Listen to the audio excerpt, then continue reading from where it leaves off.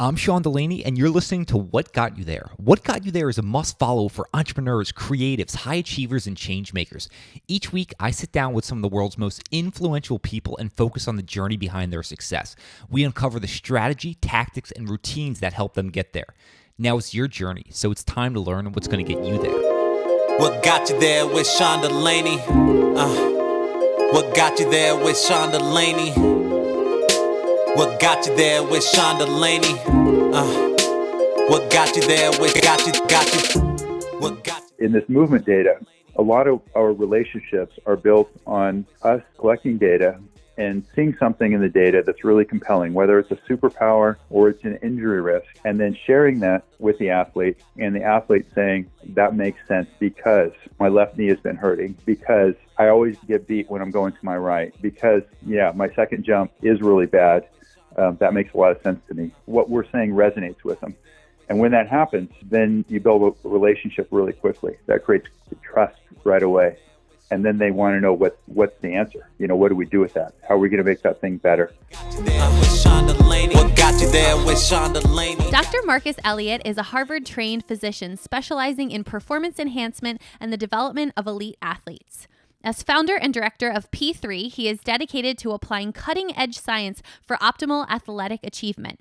He has trained some of the world's best athletes, including those at the U.S. Olympic Training Center, the New England Patriots, stars of the NBA, and many more elite athletes. Dr. Elliott's primary focus has been on peak performance and injury prevention, and on this episode, Dr. Elliott discusses some of the elite science that they're using to allow athletes to perform at their very best. For any elite performer, this is an episode that you will not want to miss. Making change transpire. That's the mission behind the most amazing tasting protein bar brand taking the nutrition industry by storm. That brand, they're MCT Co, and they make the most delicious, keto-friendly, all-natural collagen protein bars. If you're obsessed with the quality of food going into your body like I am, then head out and pick up these amazing bars jammed with 10 grams of collagen protein. They only have 2 to 3 net carbs, no added sugar, and loaded with high-quality MCT oil for the healthy fats from coconuts.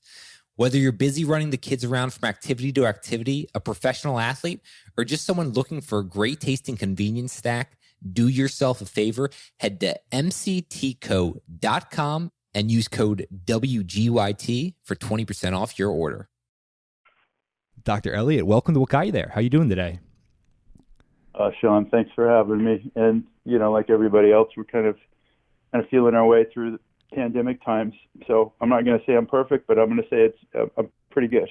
Yeah, navigating these complex times. You're at the intersection of so many things that have been the biggest passions in my life. So I cannot tell you how excited I am for this conversation. But I want you to set a little bit of groundwork. If you're at a dinner party and someone walks up to you, how do you describe it as what you do? Just because of how loaded your background is. Yeah, that's a funny opening question, because that was very hard for me for a long time. What I do, there wasn't really a career track for it. There was no job description career track for it. And so I think a lot of people would refer to me as a trainer, or they refer to me as a doctor. And how I started referring to myself, once people knew what it was as a sports scientist, applying data and technology in professional sports. But nobody knew what a sports scientist was for the early stages of my career. And so I just say that I studied the body really hard, and we apply that science in professional sports. Excellent. And the goal is to optimize performance and reduce injury risk. So really trying to understand bodies in a more granular way. But I'm going to tell you that for a long time, post-medical school, post-training, and even deep into my career, it was very hard for me to give a one line of what I did. Yeah, it's one of those funny things. It's almost one of those uncomfortable questions. You can see people turn in their seats a little bit because they're not exactly sure how to answer it. So when someone's ever accomplishing things in multiple domains, I'm always interested how they do that. But I want to rewind the clock here, and I think this is going to help set a little context to this conversation. And about a conversation you had with your dad your sophomore year in high school. Can you talk about that conversation? Yeah. So I was one of these guys that knew what he wanted to do at a pretty young age, and that was the first time that I remember verbalizing it. I told my dad I was going to study the human body really hard, and I was going to apply it in professional sports. And so, as you can tell, even there, it wasn't really a career track. I didn't say I was going to be an astronaut. I said I was going to go do these different things, and it was kind of, it was bringing a couple worlds together. But I was really clear that that's what I wanted to do, even when I was 15 or 16 years old. And my dad bought me a subscription to our big physiology, the U.S. American Physiology Journal. So I started getting journals sent to me when I was in high school in exercise physiology. And 30 years later, I'm doing almost exactly what I said I was going to do when I was 15. And it's kind of amazing because it was really right on the other side of. I wanted to be a cowboy when I was little, and then I wanted to do this. And so I'm just fortunate that there's a career track for it, and the timing was right. There's a whole lot of things that had to align to have the leverage in sport and in the world that we do right now. But it certainly helped to have a clear vision of what I wanted to do. What do you think it is that even enabled you to have that clear vision? I want to know about past experiences that led to that at such a young age. Well, when I was a kid, I was a good student, but I wasn't very committed to school. I sat in the back of the class and screwed around, but I was in all the the college prep or advanced courses. But I loved sport. There was something about sport that just made sense, and it's it's still the thing when there've been a few times in my career that I thought about not doing this, creating this track in sports science and really kind of blazing this new trail. And when I thought about not doing it, I've always brought myself back by being really cognizant of the fact that there aren't such level playing fields anywhere else in the world. There aren't places where the objectives are so clear, the rules are so clear, and then you prepare as you well, and you go to battle. And there's something so beautiful about that. So, and as an athlete, it's one of the things when athletes stop playing sport, they miss the camaraderie, they miss the band of brothers, and they miss the clarity of purpose. And I love living in that clarity of purpose of sport. Again, where you know what the rules are, you know what the objectives are, you prepare as you well, and then you go to battle, and then you reset, and you adapt. And that was I loved that when I was 15, and I love that now as I head into my 50s. So beauty of sport, and I was also really intrigued by the human body. Like at a young age, it was amazing to me that our bodies could do what they do. And the longer I've studied it, this is the only thing I've ever done in my life. The longer you study the human body, the more amazed at it you are, and the more you're humbled by how little we know and how sophisticated the body is. So it's a great direction to go study. Bodies are incredible. How different are the athletes today compared to 30 years ago? They're completely different animals. It's the evolution of sport, I think, is oftentimes overlooked. The Michael Jordan documentary is getting all this play. He was an amazing competitor, amazing athlete. But I don't know. There's not a lot of conversation about where the level of play, the level of athletes that were playing 20 years ago, 25 years ago. It's different than the level of athletes playing right now. 1998 NBA athletes, there were some great athletes, but the overall standard is just so much higher now. Even in this time, we do a lot of work in the NBA. I think the majority we get a chance to assess about 60% of the active roster. So about 60% of the players in the NBA right now have been through one of our facilities. So we know these guys really well. We know how their bodies work really well, and they're just better systems. We can look over the last 10 years at the trajectory of these systems, their ability to change direction, their explosiveness, their deceleration, all these ballistic performance metrics are better, and the athletes are longer and taller and more skilled. I mean, it's a very different game than it was 20 years ago, and the data absolutely supports that. Yeah, you bring up a great point. I was watching The Last Dance, the final 2 episodes the other night. I was just talking with my wife that just even how springy the athletes are today in comparison to then. they just take off at a different level. So it's always fun understanding that and studying that, which is a lot about your research. But I want to continue on the trail of you blazing your own trail. Have you always identified as someone who blazes their own trail? I don't know if I have or not. I'm just going to be honest. Like I think I've known that, but I haven't necessarily embraced it. Which is to say that it's pretty clear my actions suggest that I was making my own path, not just professionally, but otherwise too. Meaning, my academic path was super unique, and a lot of the the real big conscious choices I've taken were independent decisions. It wasn't just because somebody had laid a path out there. And so I think that it's pretty clear if you look at my history that, and I think everyone that knows me well would consider me to be someone who's pretty comfortable making their own path. But I think I didn't fully embrace it. Maybe because if you train in medicine, medicine is similar, which I did, that was the last stage of my academic training. Medicine is similar to the military in its hierarchy. I mean, the hierarchy is so clear. If you're at this level, you wear that jacket, and if you're at this level, you can wear that jacket and this patch, and it feels very much like the military. And so, in those environments, you're expected to fill a role and no more than that role, and everything is very protocol based. And it works in a big system like the military or like medicine to some extent, but it also can stifle innovation and creativity. And so I think it was good for me to train in that system. But if I continue to live in that system, we certainly wouldn't have been innovating as much as we are, and I think I wouldn't have enjoyed myself nearly as much as I have. Can you talk about your innovative and creative side? Because I have to imagine it takes a great deal of innovation and creativity to be at the forefront of this, where you're combining sport and science and leading with that technology. So I'd love to know how you assess that. Yeah. So I think that for me, I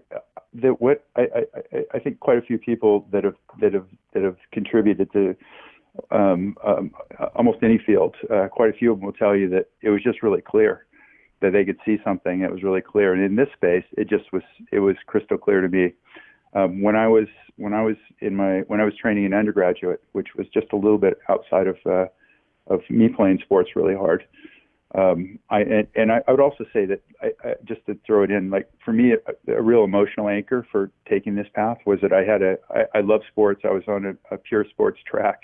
I was doing enough school to get into college, but I was playing sports to get me to a better college and playing sports for fun and for life. And then I had this huge knee injury in my senior year of high school, and that really locked me in on this path as I spent a year being depressed and about half a year not really getting out of bed. And my best friend moved into my position and started dating my girlfriend, and it was a low point in my life. But that really locked in this path of wanting to stop people from going through injuries they didn't have to go through, having more insight into how bodies work, and I think it still drives me today. I still have some emotional drive around that.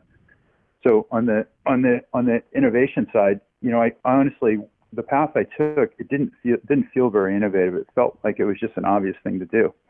When we started in professional sports, just the first team I worked with was the England Patriots. They had two training programs for all the players. There was a training program for speed athletes. There was a training program for strength athletes. And they've got 60 athletes that are all unique, and they all have unique needs. And you're trying to optimize these athletes that you're paying a reasonable amount of money to. And the athletes are doing the best to optimize themselves. And our approach is that you get one or two prescriptions. One of two prescriptions. Those are your only options. That doesn't make any sense. And bodies are way too sophisticated, too complex, and too unique for that. And so our approach was to collect more information on these bodies before we figured out what was right for them. And that didn't seem innovative. It just seemed kind of obvious.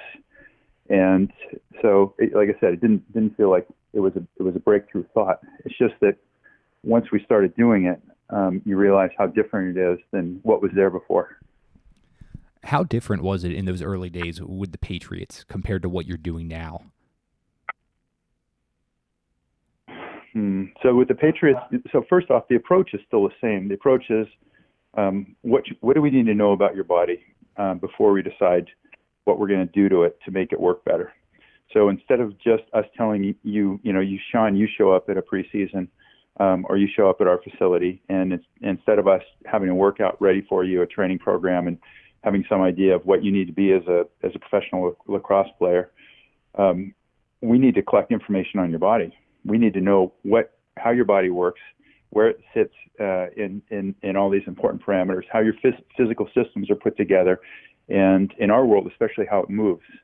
And then we're going to decide what to do with it, where its risks of injury are, where its performance detriments are. So we started collecting data on these athletes before we would design programs for them. And that wasn't really done 20 years ago. We started with the Patriots in 1999, and there was no physical testing that went on, basically zero. And it's hard for people to believe this, but even in professional sports today, there's a lot of clubs that there is no assessment in the preseason. Players show up and they just kind of go. So you're not really collecting any information on them. That's changing quickly. In the last 5 years, it's changed a ton. And we've catalyzed, certainly catalyzed U.S. pro sports in this space, and it's heading towards a better world where you're actually measuring bodies before you're trying to figure out what they need to do.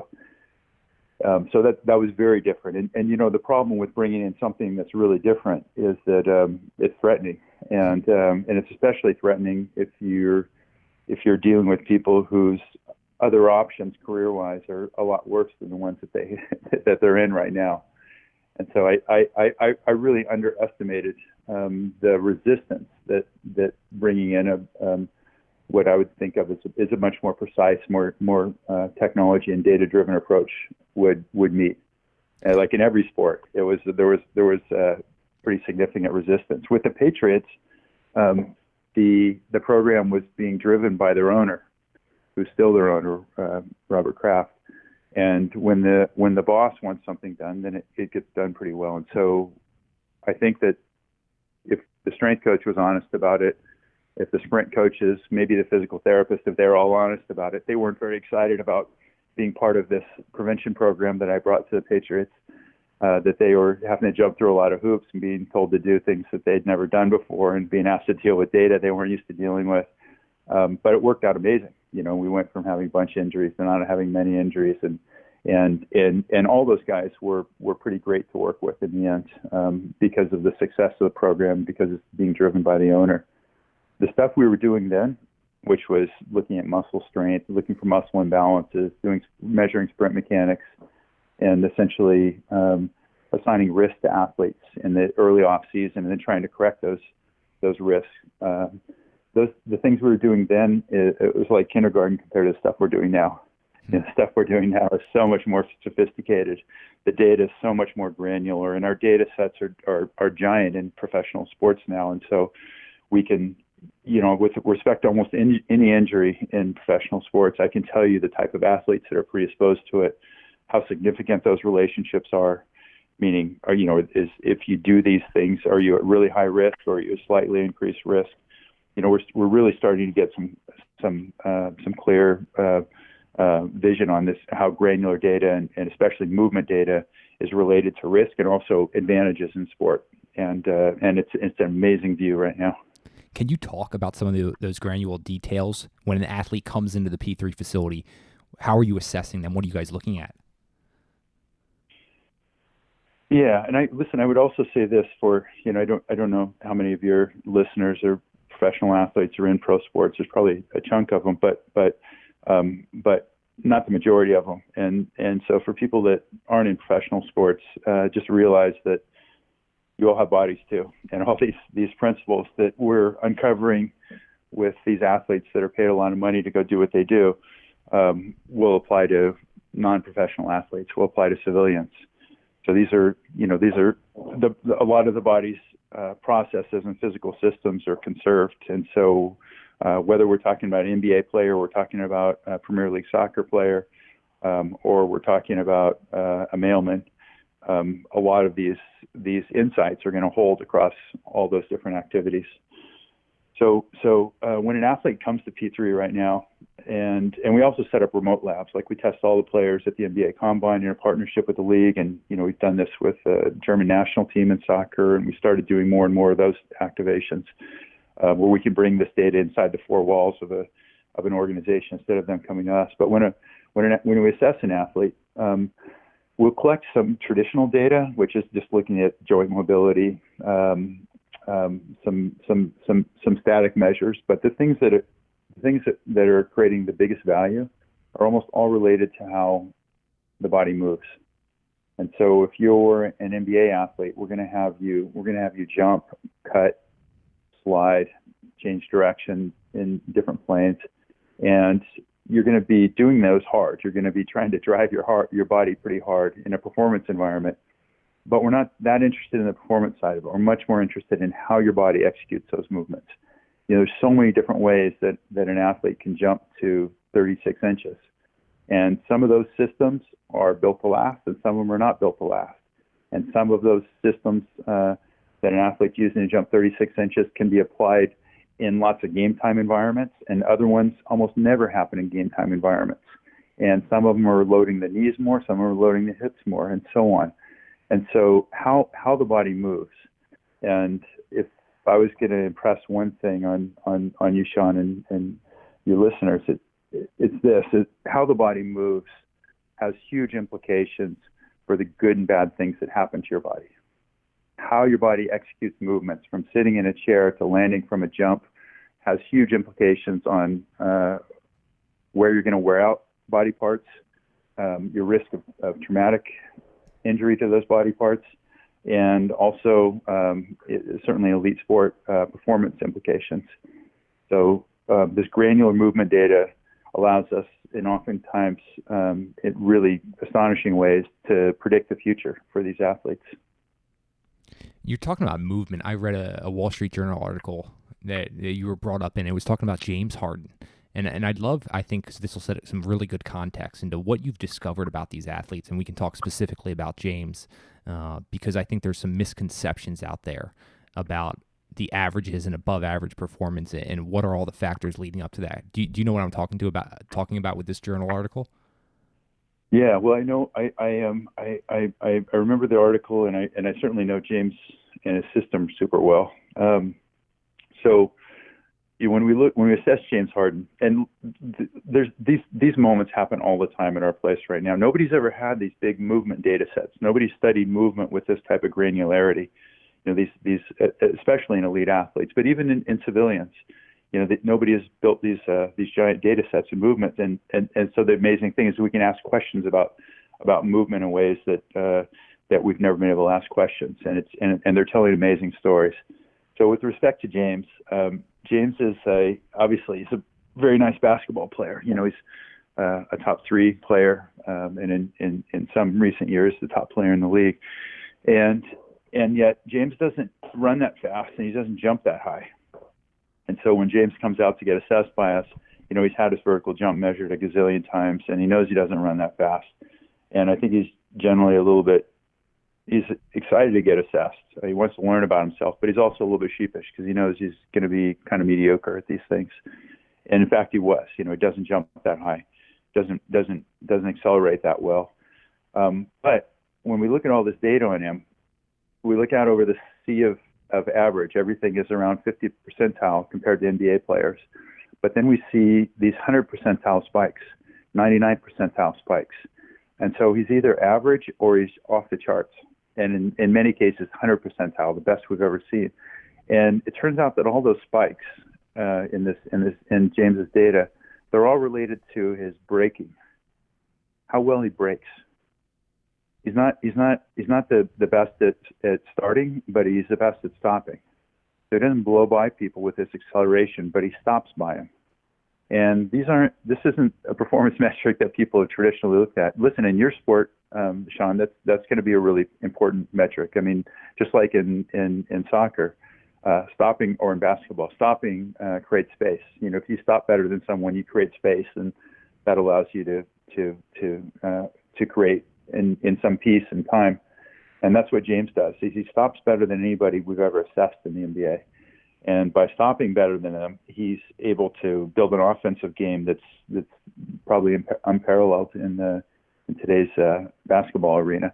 And so what do you do with that? When we assess James and we see this that he's the 100 percentile breaker in the NBA. Well, first off, for us, it's just super interesting because it's not something people have ever described. And we have this algorithm that uses data to describe it, and he's 100 percentile. And then you see his entire game has been sculpted around being a great stopper. So with James, we can work on his acceleration some, but we can also improve his stopping. We can work to train his stopping better. And we also can identify future elite breakers. So a couple of years after we assessed James, there's a youngster we're assessing from Slovenia. He's flying over from Slovenia to come test and train with us, and he's kind of a pudgy white kid that doesn't seem that athletic, but he, even as a teenager, was at the 95th percentile of breakers in the NBA, meaning he stopped better than 19 out of 20 NBA athletes we had as a teenager, as a 17-year-old, 18-year-old athlete. And so when he went in the league, and his name is Luka Doncic, when he went in the league, we already knew that he had an amazing system, that could play. And everyone's trying to figure out, can this guy be a great athlete? And they're trying to figure out when they're going to draft him. And we're saying, look, he's already a great athlete. He has a system that's better as an 18-year-old, that's better than 19 out of 20 NBA players. So you can use these insights in scouting. You can use it in training an athlete. We assess a lot of athletes that are great accelerators, but they have really crappy breaks. And in our model of elite sport, that's the most dangerous system.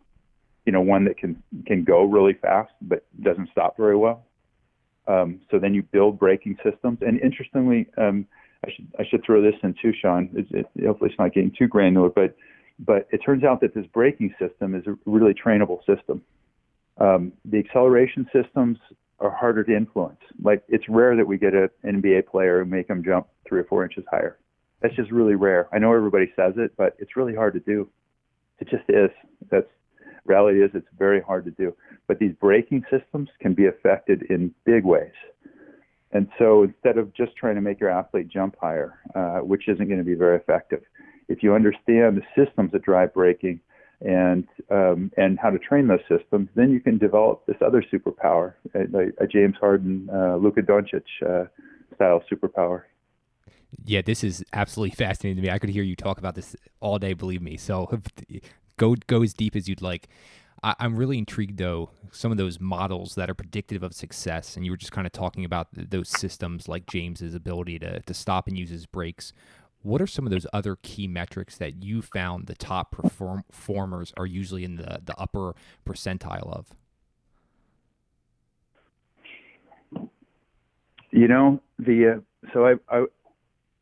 When you look at when you assess athletes in elite sport, if we look at our NFL database, our NBA database, Major League Baseball database, when we have athletes that are outliers with respect to any of these physical systems, if there's something that they do clearly better than their peers, they usually find a way to optimize that system, find a way to be successful, even if it's in a niche. And so I think it's an interesting thing to note that, most of these guys cluster fairly closely when it comes to how these physical systems are put together. You can't be, let's say, a Premier League soccer player at a, really at the highest level of Premier League. You can't be a Premier League soccer player if you don't have good lateral movement. You need to be able to move laterally. And so when we look at data after we assess these guys, you'll find that it tends to cluster fairly closely. When we find outliers with respect to almost any of these physical metrics we're looking for, we predict success. Athletes are they're weakness-seeking machines, and so when they find that they have a tool that's really good compared to everybody else's tool, they're going to apply that against inferior tools over and over and over, like James' step back 3, for instance. But we have lots of examples of those.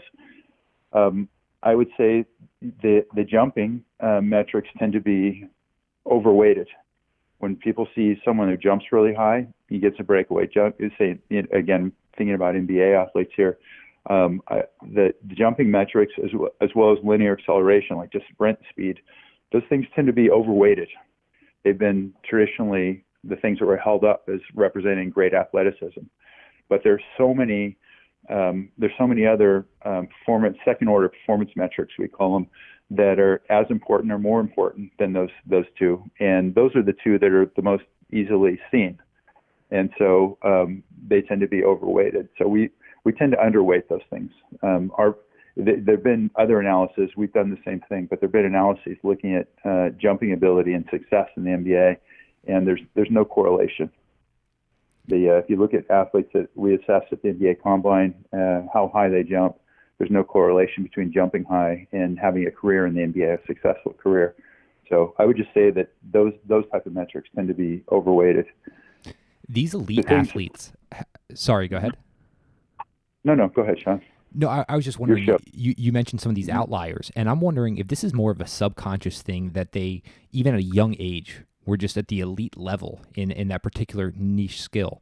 And I'm wondering if it was a subconscious thing that they kept just working on, or are they really aware of it now that they're at this level? Does James know he's an unbelievable breaker even before he came in and worked with you?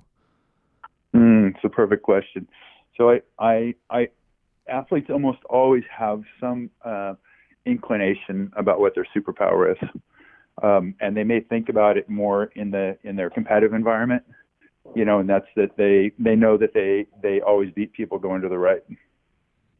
And when we assess them, we find out that the horizontal force or lateral force they create when they're moving to the right is at the 98th percentile of all athletes in their sport, and off the left it's at the 60th percentile. So they have their one superpower is moving laterally to one side, and they will almost always have some inclination that that's the case. But obviously they won't think about it in terms of its data depth and what it entails. And so that's, a lot of what we do, and this is I think this is pretty compelling. A lot of what we do is, and when we interact with an athlete, and we get the most seemingly jaded athlete showing up at our place, from like a Carmelo Anthony, you might think he wouldn't be very interested in how his body works, or in data. All these guys are interested in their data. They're all interested. We're talking about their favorite subject. We're talking about them, and because we're dealing with movement data, and we've collected lots of other types of data. I'm just saying that by far the most valuable is studying movement.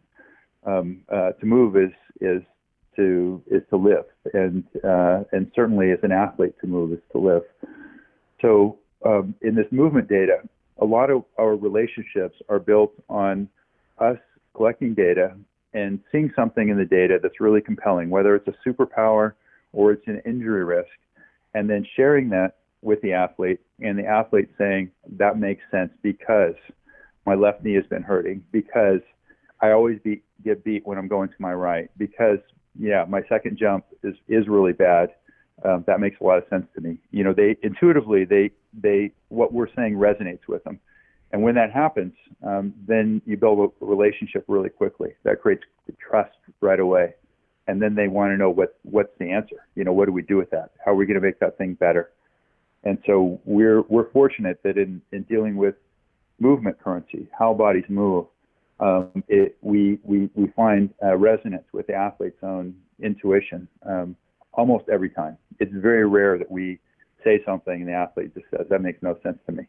And so that, that helps build, like I said, build immediate trust and relationships and long-term relationships. You mentioned it's pretty easy once you get that buy-in. You describe a pain they've probably been feeling based on the way they move. That's apparent. I'm wondering, though, how do you get that initial buy-in? I mean, it almost seems back to your Patriots days, going against the grain here. When you're doing something that's odd, people are usually hesitant. So I'm wondering how you attract them early on. It's a good question. I didn't really, we don't do any kind of marketing and we don't do any kind of outreach. I just had a lot of confidence that what we were doing was creating value, and that if it created value through word of mouth and by doing something really authentic, that would attract people that were interested in something that was really authentic and had value. And so there's some selection bias for people that show up at our facilities because they had to make an effort in what's a short off season for professional athletes, to fly over from Europe or to, fly out from Miami or wherever they're coming from to come get assessed and get some insight in their body and hopefully help with their career productivity. So we usually have people that have the selection bias for already buying in. They already have some. They know what we do, especially now. All the athletes. So we assess players at the NBA Combine. Pretty much every one of these kids knows what we do, and all the top kids we will have assessed before that. As 16 or 17-year-olds. So right now it's not hard. And the other thing is right now is that there's other sports science. It's not just us in the world now in professional sports, and so a lot of these athletes are being exposed to different technologies and some type of data feedback loops with their college teams or with their pro teams or even with their youth teams. And so it's really easy. The buy-in's really easy. But 10 years ago, 15 years ago, it was much harder. It was much harder. We were dealing with currencies that none of these athletes are really familiar with. And so, how was buy-in built? I'd say it was just built on trying to have an authentic interaction with them. When you knew you had information that was valuable, you gave it to them. You didn't oversell things that you weren't sure of, and from that, you build these authentic relationships. You brought up confidence at the beginning of that answer. How important has confidence been for you? You say confidence? Correct. Yep, confidence. In what we were doing or what I was doing? In your own personal path.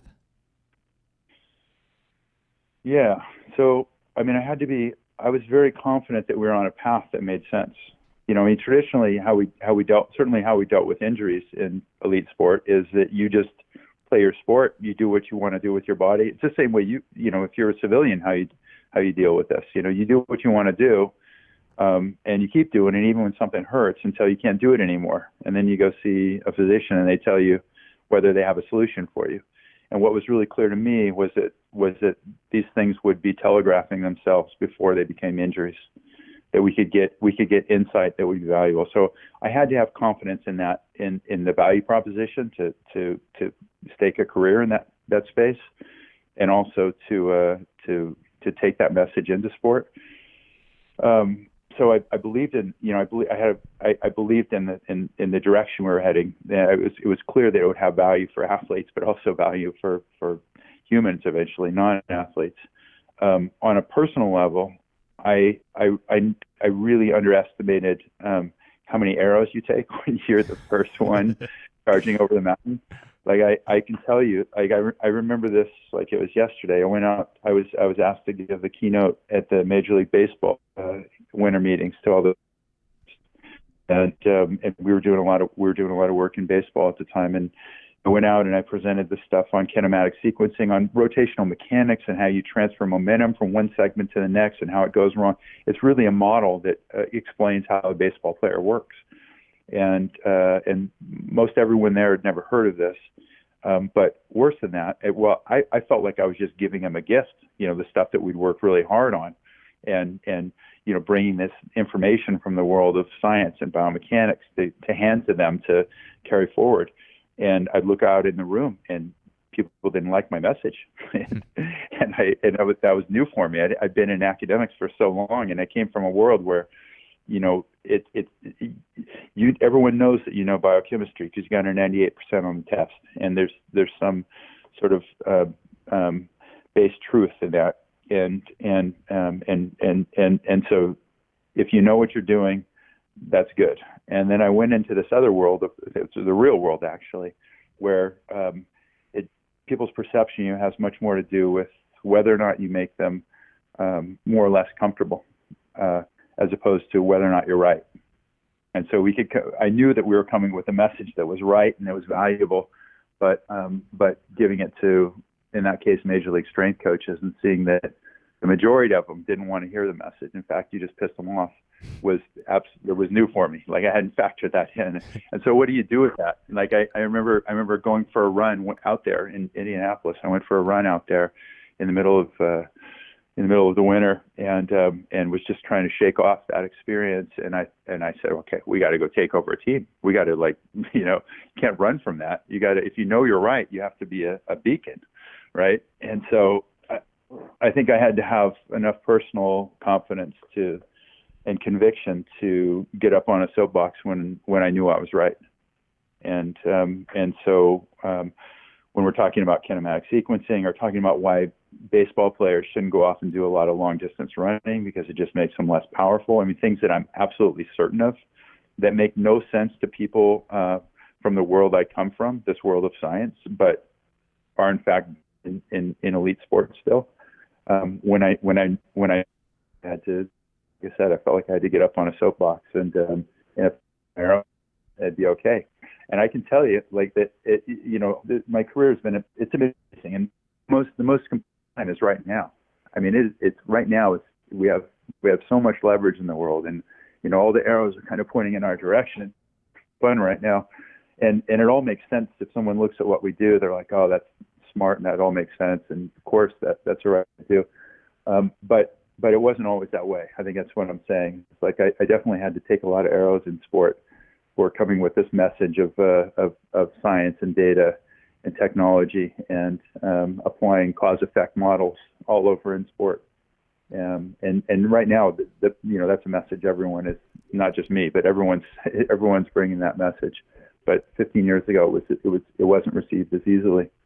So and also, Sean, I'm just throw this at you, but I really would say that that's the one thing that I give myself credit for, is having the conviction that when people that were standing in my path said, don't bring that around here. When I knew it had value, I would bring it there.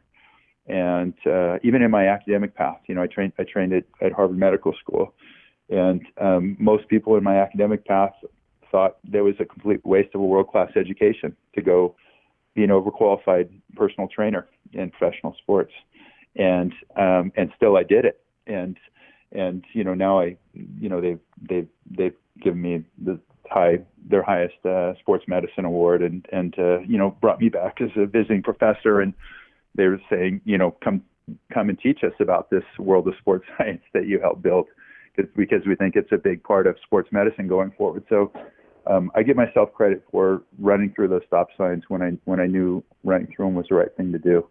But then I've gotten lucky a lot after that. Yeah, timing and luck can be a hell of a thing. I'm wondering about conviction, and is that something you've seen in the majority of the elite athletes you've worked with? I'm sorry, what was that? Have you seen conviction in the majority of the elite athletes you've worked with? Oh, yeah. Absolutely. I mean, listen, when athletes don't have conviction about themselves, about their path, about the path they're creating, about what they're going to apply, if they don't have conviction, you can't bet on them. You cannot bet on them, because that doesn't work. That doesn't work. Yeah, they have amazing conviction. Elite athletes, professional athletes, and I will say, like when it comes to training optimization, every sport is different. It's fun to work. I've worked at the highest level in all our professional sports, but also Olympic sports. Each of these cultures are different. The athletes are different, but the conviction is one thing that it transcends individual sport. All these athletes, the best athletes certainly in professional sports, but most all of them have significant conviction about themselves, what they're applying. Like I said, the path that they're on. It feels like it's a necessary ingredient for success. Yeah, I've seen that amongst most of the high performers, no matter what field they're in. That inner conviction just seems to be one of those essential ingredients. So you were mentioning about this belief you had and going to talk to the MLB, and it's something that you knew for 15 years, and just finally now everyone's kind of getting on board. What do you believe right now the majority of people don't believe in? What do I believe that the majority of people don't believe in professional sports? Correct, yeah. I think that what they're doing right now, like in the last 10 years, especially in the last 5 years, there's much more technology being applied There's a lot more data going into athlete assessment. I think people don't understand how under-optimized still a lot of professional athletes are. And they don't realize just how much value and how much leverage is possible from data insight still. The data application in professional sports is still at the stage of kind of checking a box. You know, we hired a biomechanist or we have a sports scientist, and most of the organizations can check that box now. And it might be that they have Catapult or some type of inertial sensors, some type of load monitoring on board. They may be measuring salivary testosterone. They're doing some type of data collection on their athletes. Pretty much every organization is, but rarely is it going into significant decision making. And so I think that most organizations still don't know how much this is going to move the needle going forward, how much it's going to help optimize athletes, the impact it's going to have on prevention. You know, in the NBA, I told you that we have almost 60% of NBA players on current rosters that we've assessed. We can go into this overall NBA database, and we have big data sets of these other pro sports. We're just putting a lot of juice into basketball right now, but we can go into this NBA data set and we can say, of the athletes that have had acute knee injuries, what are the strongest correlations? What are the movement properties that are associated with traumatic knee injury, or of Achilles rupture, or of ankle sprain, of any injury, and we can look to change those movement qualities. Most people don't understand that you can change movement qualities as much as you can. Most people think that, you know, if you're an athlete, say you're a basketball athlete, that you've been jumping your whole life, and that you can't take a 20-year-old lottery pick NBA basketball player and retrain him to jump or to land. And some of these things are really hard to change, but some of them change really quickly. And so I would say I still think that organizations haven't wrapped their arms around the leverage they're going to get from having these data insights and more precision approach to building their athletes, preventing injuries in their athletes, and also using that data in scouting. I think they just don't quite understand the leverage that's coming towards them. Yeah, you mentioned the leverage, and one of the pieces of data I came across researching for this is you and your team, you identified a movement pattern for landing from jumps associated with a 300% higher increase in back injuries among the NBA players. That's true, correct? That is true. That's unbelievable. That's amazing, right? That is truly amazing. It just has me so excited for what you guys are doing and just the overall potential. So if you're playing this game out, what does this look like in 5, 10, 15 years?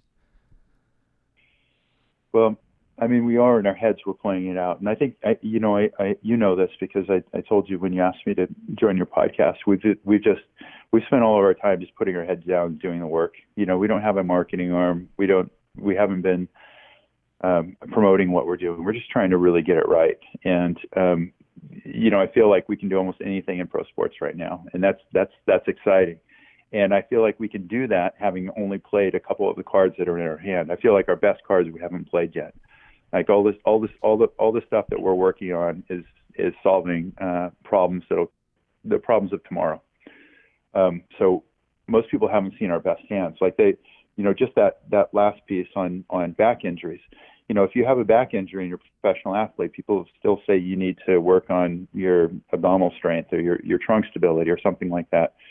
And the reality is, if you're in a jump sport, you might have a really strong trunk. It's just if you land this way, and it's a real distinct movement pattern that about a third of our NBA players do, if you land this way, your chance of having a back injury are 300% higher. And it's a pattern that you can change. And so it might not be that your trunk's not strong enough. It might be that the shear forces on your trunk every time you land, because of the mechanics of your landing, are so high that you're going to keep having back problems until you land differently.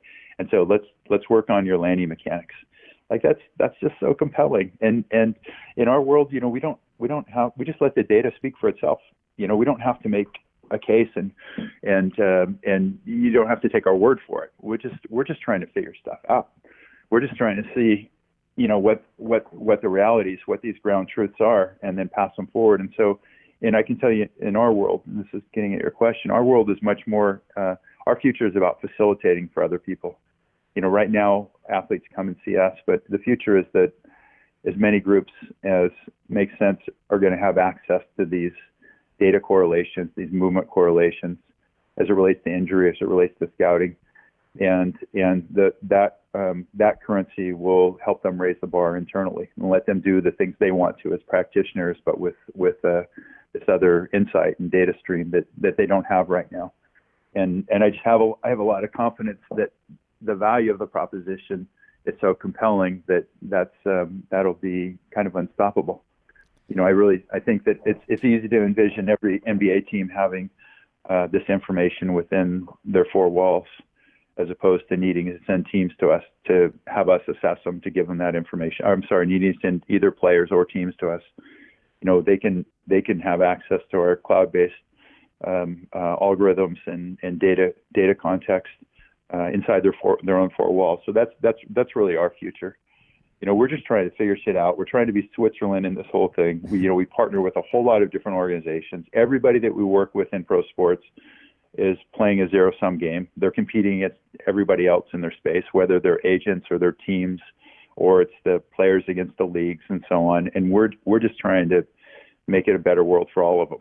And it's not always easy to play Switzerland, but that really is our call. You can take this question how you will, whether it be from a business lens, whether it's specific data around injuries, but I'm curious. You mentioned you're trying to think through what this looks like. So if you're whiteboarding out new models and processes, what is that actually like for you and your team? It's so fun. It's so fun. I can hear it in your voice. No, I mean you can tell how passionate and how much you love and live this, which is one of the big reasons I love featuring you.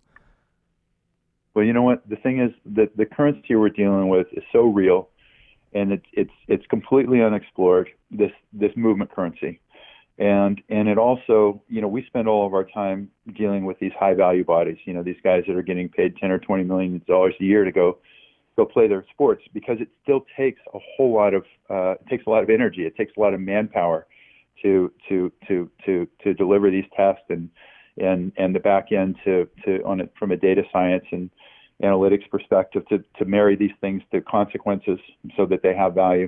It still takes a lot of energy. So we do this on these high value bodies right now. But all of us have bodies too. They're not as valued as much as these guys, but eventually this stuff trickles down beyond professional athletes. And so eventually the accountant listening to this is going to have some insight into how his body works and things it's at risk for, and is going to be able to take actions today so he doesn't wear out his hip in 11 years. And that's like it's such a compelling space to work in. It's such a, even if you've never touched an elite sport, your body carries you around. Having a body that works well is an amazing part of having a good life. It's such an integral part of having a good life, whether you use it in sport or you don't. And so starting to unlock these secrets of human movement and share them for the advantage of professional athletes, but hopefully for civilians as well in the future. It's been such an amazing path. It really is. It's just a really fun space to be in right now. It's an exciting time and place to be. So another thing you've mentioned multiple times is just some of the second order metrics you're looking at. And my brain peaks up just from my investing background and the businesses I run. I'm always trying to think through those second and third order consequences. For you studying athletes, what are you looking at when you're considering those second order metrics? So, as I said, there's a couple things that are really apparent to the human eye in athletes. We're pretty good at approximating how big people are. We're pretty good at approximating how high they're jumping relative to other people and how fast they're running. Those are things that we're good at. But there's all these other things that are important in sport that are as or more important than those things I just listed that the human eye is really bad at seeing. And when you study granular human movement, those things start becoming more and more apparent. And there are things like like how athletes control their center of mass when they're cutting, how quickly they can change direction. They can go from eccentric to concentric movements. There's a whole lot of these second order performance metrics that as I said are going to be as important or more important than the things that are apparent to the eye. And so those are investable, right? If you use your finance terms, those are data flows that not everyone has access to, and they're bettable. And so a lot of our team relationships right now, just over the last couple of years, we've started doing this, but a lot of our relationships now are on the scouting side, where we actually set up labs within organizations and assess all the athletes they're thinking about drafting. And so, or signing as free agents. And so, to have all this data flow, including these second order performance metrics, in these competitive environments of professional sports, where other teams don't have that data flow, creates competitive advantages. Like we have a model right now, an algorithm to describe athletes that can defend on the perimeter. We have an algorithm to try to identify elite NBA defenders. And a lot of these guys weren't elite college defenders because they weren't asked to be, because they were scoring 26 points a game in college. They were elite scorers in college, but they're not going to be elite NBA scorers. But they have physical systems that would allow them to be elite defenders. And the advanced metrics on the defensive side in basketball are not that good. Oftentimes, like I said, the player wasn't asked to be an elite perimeter defender in college, and there are physical systems that you need to have. There's Newtonian physics behind being able to stay in front of somebody on a perimeter in basketball. And once you identify those physical characteristics, and you can do it by looking at all the players that you have in the league that are elite defenders. Once you identify those, then you can use them in scouting, and you can start drawing up these lines between potential draft picks and being world-class perimeter defenders in players that it's undiscovered because they've never been asked to do those things. I know this isn't No, that's fascinating. I know this isn't your expertise at all, but I would just love to get your hypothesis on this. So if you rewind 10, 15 years ago, the NBA has changed considerably, and I just think about the three-point play. And I'm wondering, if you were to fast forward 10 years, what do you think, based on some of the data and algorithms you guys are working on, might the game look different from? The games just keep getting faster. The incentive to be a player in that league just keeps going up. We have players that, might take a little bit of a hit this year, but we have players that sign contracts as the first guy off the bench that are $80 million, $60 to $80 million. So you have guys that aren't even starters that are making a whole lot of money playing that league now. So the net that's being thrown is getting bigger and bigger for bringing in elite athletes into that league, and all leagues is the truth. And so the game just keeps getting more ballistic. It keeps getting faster, and it starts approximating what the physical potential of these athletes are. So bigger net, more elite athletes, more length, and obviously the three stretches things out. And there's some push to have a 4-point shot. I don't think the game will only get more athletic. And length and athleticism will continue to be at even more of a premium. So, I think that's a general trend. I can tell you, we actually, I think we might do a project, maybe we might do a project that you'll see, in a public way, but we can show you how much more athletic the big men in the NBA are, today than they were 10 years ago. It used to be, if we have a 7-foot guy walk in, we're like, okay, he's going to have a job somewhere. If we have a 7-foot athlete walk in, a 7-foot basketball player walk into our place now, and they're not a good lateral mover, meaning they can't guard the pick and roll, they can't guard the perimeter, they may not be able to create their own space. If they can't do that, they probably don't have a career in the NBA. That's completely different. Like the big guys are getting athletic right now, so the data just is going to continue to point towards more athletic players, more ballistic players, and that's a more risky way to play too. And so, it's the push on these systems, the propensity of these systems to break isn't going to be lessened unless they really tinker with the schedule, which may happen too. It's also interesting. It's even funny watching the Chicago Bulls documentary, watching them. They were before a game or something, just messing around, taking the half-court shots, and how hard it looked for them to have to shoot that distance of a shot. Where now you see guys like Harden, I mean, they just flick their wrist and it's up there. So we're going to wrap up here in a minute, but you really bring a cutting-edge approach to sports performance, and you clearly are highly well-read. You know a lot about a lot of different things, and I'm wondering what approaches you use for learning new things. Well, I'll tell you what, as a lifelong approach, what I've done is do things that are interesting to me. I've created a career that was in the most interesting space I could find for me personally, and so it's super easy to ingest new information when you're doing things that are just interesting to you. When I was a kid, what I'd read in my spare time is stuff in sports, and then eventually in physiology, like understanding how the body worked, and biomechanics. And so if that's what I want to do in my spare time, and I can make that my career, then it gets really easy to be committed to constantly ingesting new information. Where it comes from, it changes. It changes. I mean, I read a little bit less than I used to, but I read every night. I always have a nonfiction book going. I always have journal articles. I usually have a fiction book going. I love podcasts. Podcasts make learning and also getting subjective insight from pros in different spaces really, really easy. Pieces like yours. So I would say the biggest thing is finding something you're passionate about and learning in that space. And if you want to develop some type of expertise, follow a passion.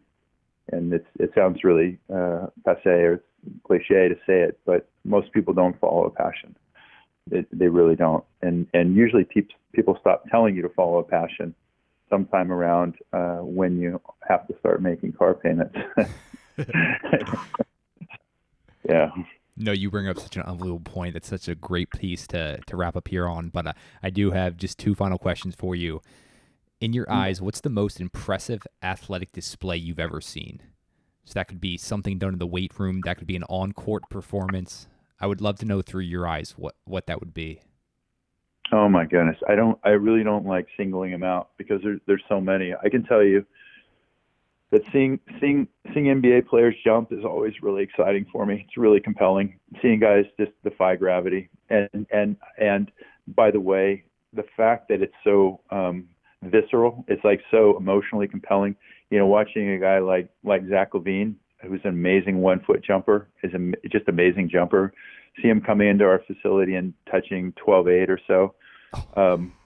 It takes your breath away, because that is so high. You look at 12.8 and you think there's no way a human could spend time up there, and then you watch him do it.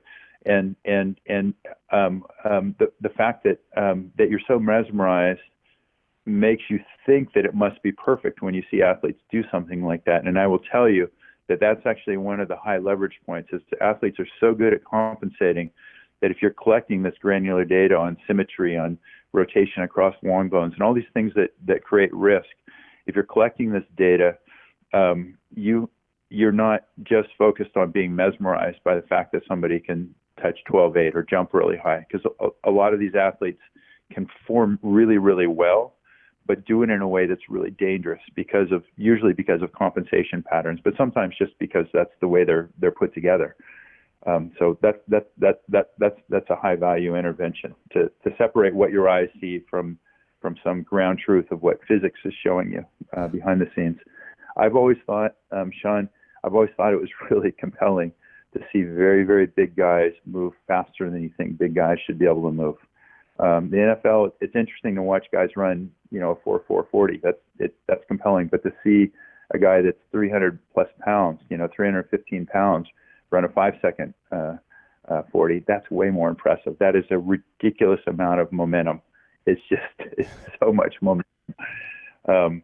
So for me personally, those are a couple of the things. But every sport has its own super emotional, amazing feats, and including the endurance sports and on and on.